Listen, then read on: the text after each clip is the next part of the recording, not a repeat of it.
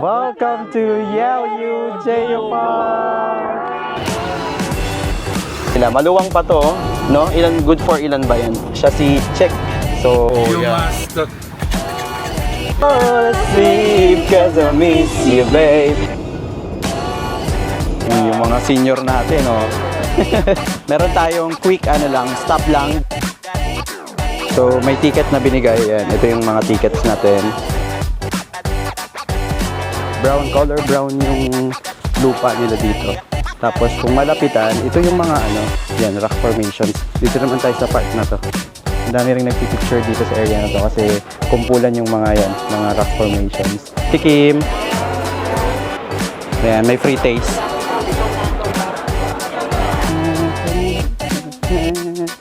Good morning mga wonder from Taiwan. So for today's video ay pupunta tayo sa North Coast. Pupunta tayo sa North Coast area ng Taiwan. So, feeling ko alam nyo tong tour na to kasi isa to sa pinakasikat na tour dito sa may Taiwan. Ito yung sa may part ng YLU, Jiufen, and sa may Shifen. Yan. Sa case namin, bali, nag-book kami ng private tour. Bali, itong private tour na to ay nabook ko sa group, bali online ko lang nakita to kay Ma'am Mitch Vargas. Bali, ilalagay ko na lang yung contact details ni Ma'am Mitch sa description kung gusto nyo ring mag-avail ng private tour. Normally kasi, ang ginagamit ng mga tao or yung mga travelers, lalo na yung mga nagsusolo, ganyan, or konti lang sila, dalawa lang, ganun, is yung mga join-in tours na kung saan parang may minibus or bus kayo na magsama-sama kayo. Yung parang may mga kasama kayong iba.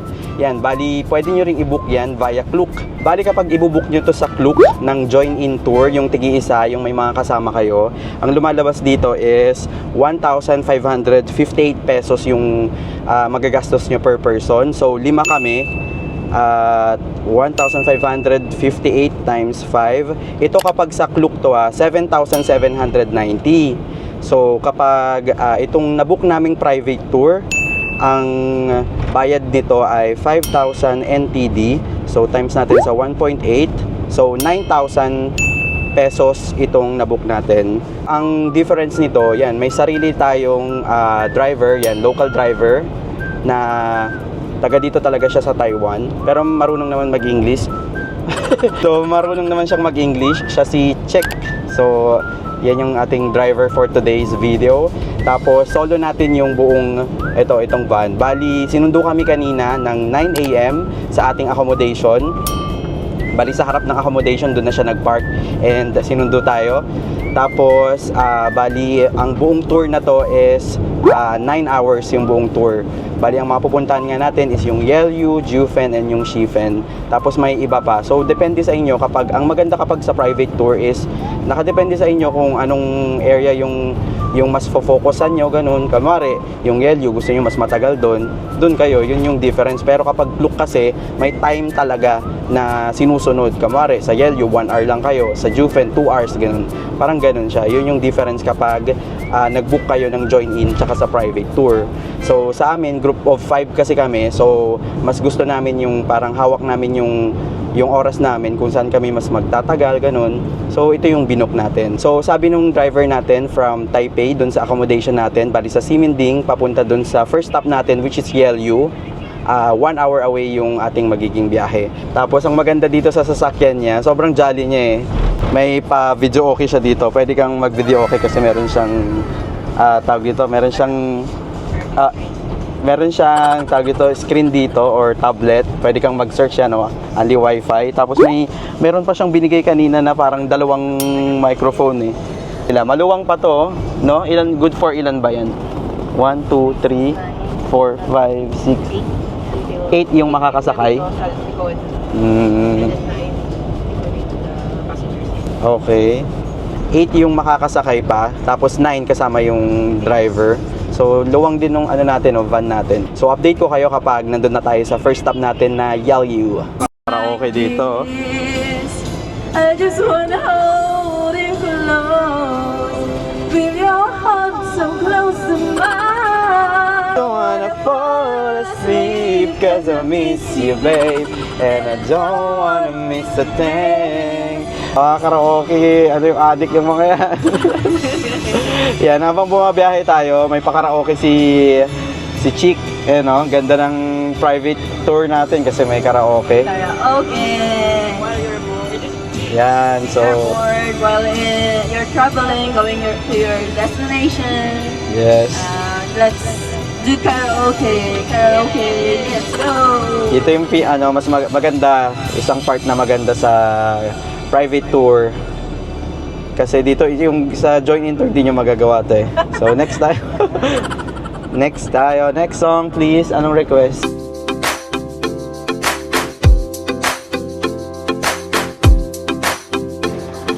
Kaya mo? Yung mga senior natin, oh. After boys of my Hi ka Wonder. So, meron tayong quick stop lang dito sa malapit na kasi tayo sa Yelyu. So, tumigil lang kami. Actually, pag private tour talaga, kahit saan nyo gustong tumigil yan, pwede kayong tumigil.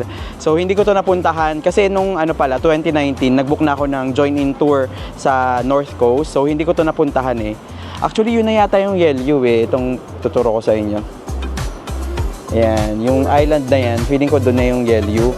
So, ito yung view natin ngayon. Wow!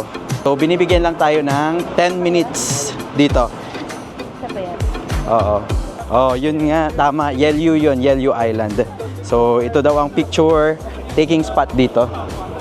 Yan. Yan. Take photo. Where? So dito alam na lang. Ayan, alam niya. So, tatambay tayo dito. Ayan, performa tayo dito.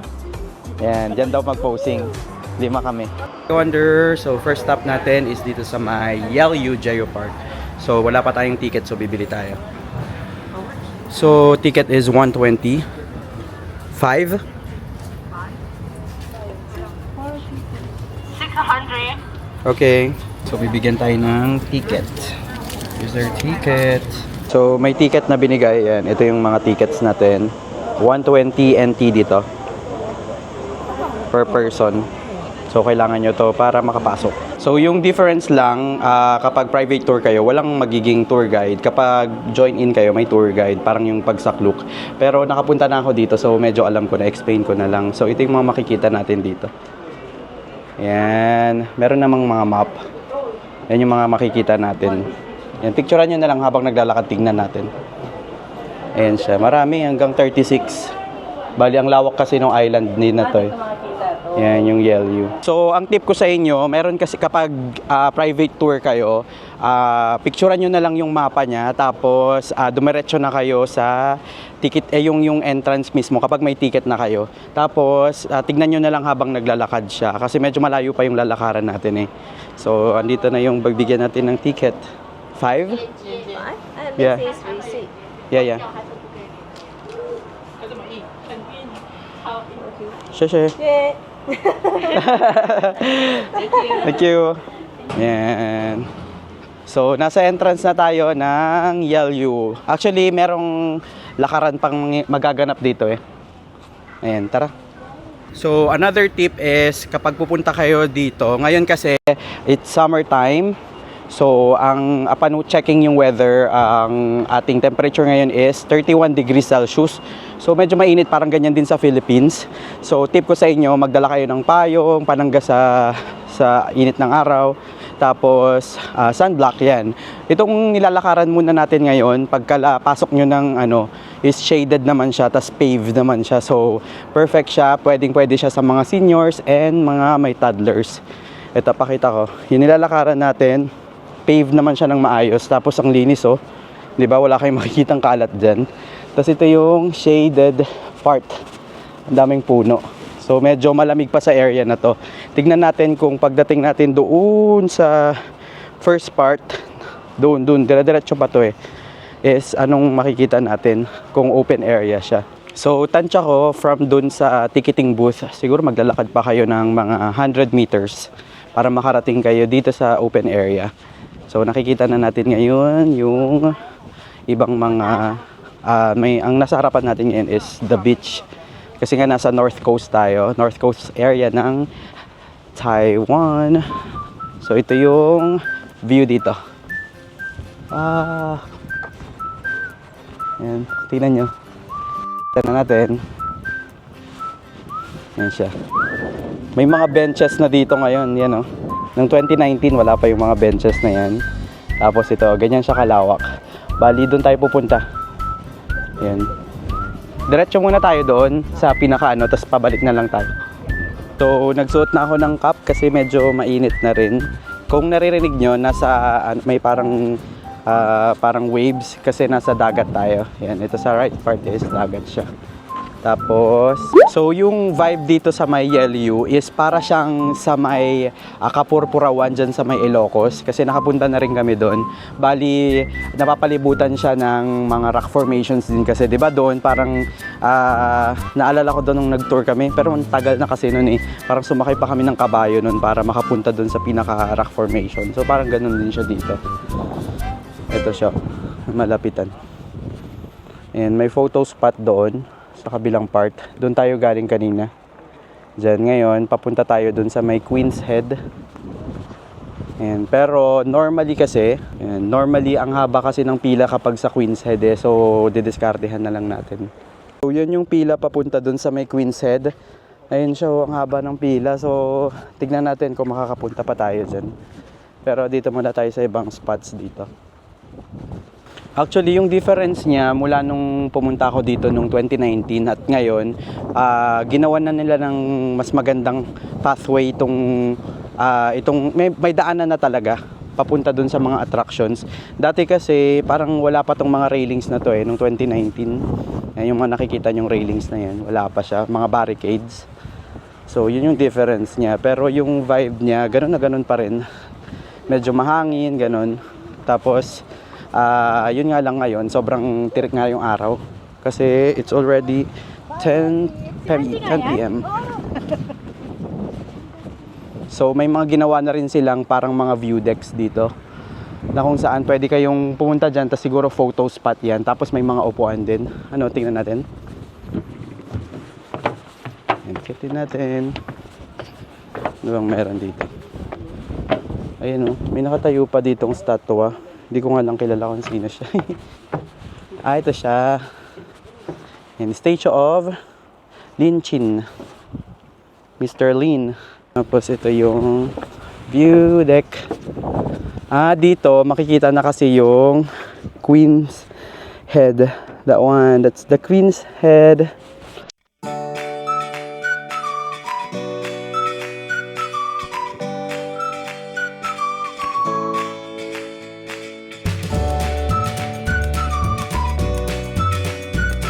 So, bababa tayo banda dito sa may kung saan ka-level natin yung sa Queen's Head. Pero feeling ko hindi na kami pupunta dun sa Queen's Head.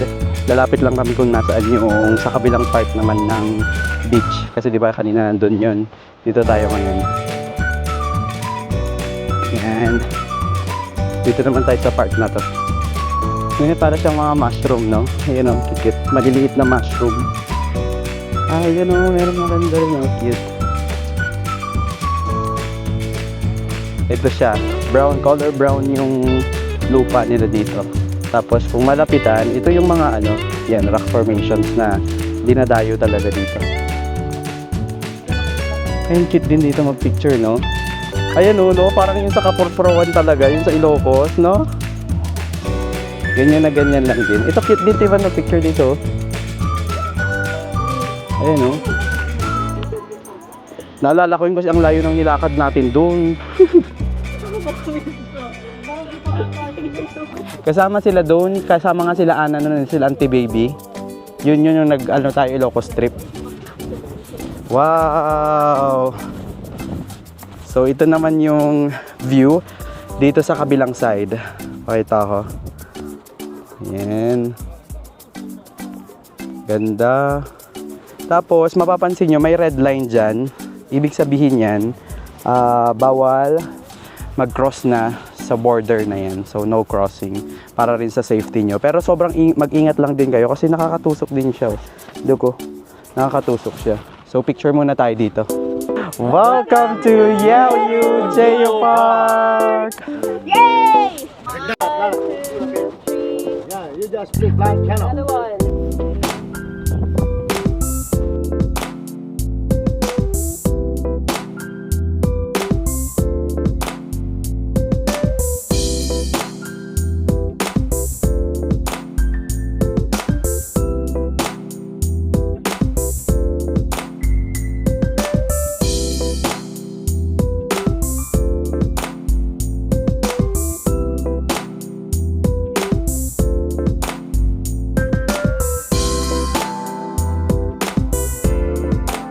May ka-wonder, so nandito tayo sa kabilang part naman. Dito mas marami yung mushroom.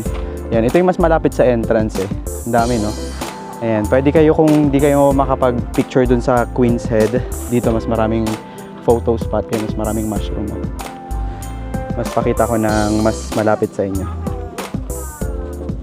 Yan siya. Ganda. Ayan. Ang dami rin nagpipicture dito sa area na to kasi kumpulan yung mga yan, mga rock formations. So ito na yung last stop natin dito sa Yelyu, tapos babalik na tayo dun sa ating van. Yan, dito sa may exit ng Yelyu, meron dito part ng mga souvenir, ganyan. May mga free taste din sila dito. Tikman natin.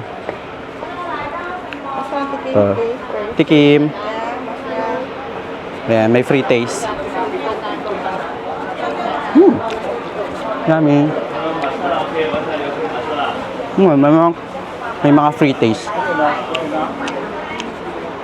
Bali wala pa to nung 2019, itong dinadaanan natin to. Parang pa-market nila dito.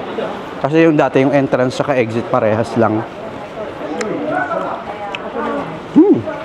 Ito yun, masarap yun ah. Squid siya. Parang sweetened squid. Ang dami mo rin makikita dito. Tapos kapag nagutom kayo, meron ding mga kainan. Yan, gaya nito. May mga kainan. Ito, souvenir shops pa rin. Yan, diretso lang to, exit lang to. Bali, ang lalabasan nyo dyan is yung pinanggalingan lang din natin mamaya. Tapos dyan din yung meet up natin ng ating driver. So yan, Jufen. Pwede nyo gawin dito is mga mag-food trip, ganyan.